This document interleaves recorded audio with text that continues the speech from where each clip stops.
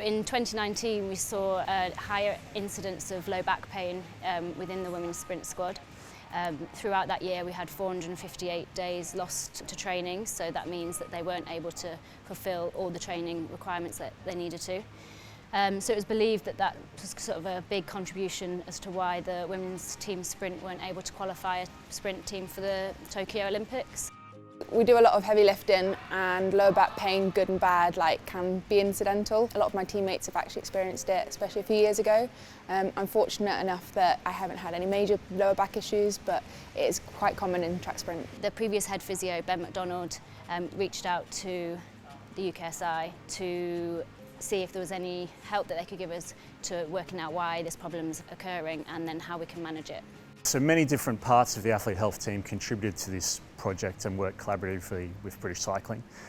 Insight obtained from PDMS medical record system was able to identify that low back pain was a significant cause of injury burden within cycling.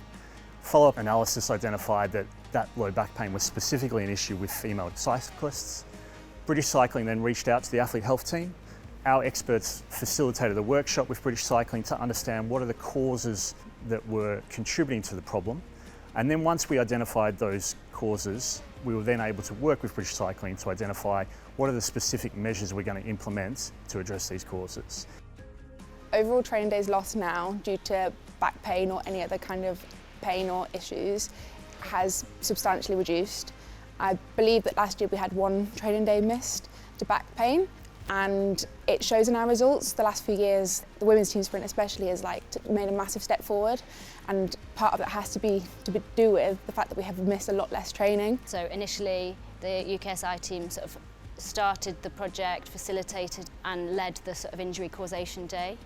Off the back of that, then there was regular meetings and input from the UKSI team on whether it was for interventions or sort of changing the way we wanted to do things. The psychology teams who carried out some semi-structured interviews on the understanding of injury and pain in our riders.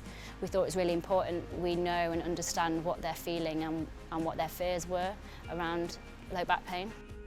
Psychological support has helped change our perception on what pain is. There are good pain and bad pain. We're in sport where we're pushing ourselves to the absolute limit.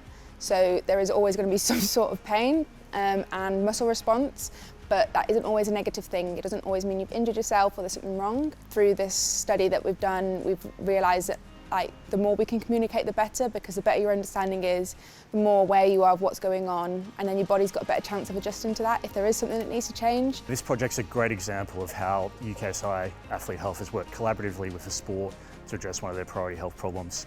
And regardless of whether a sport has embedded practitioners or not, that support's available for them.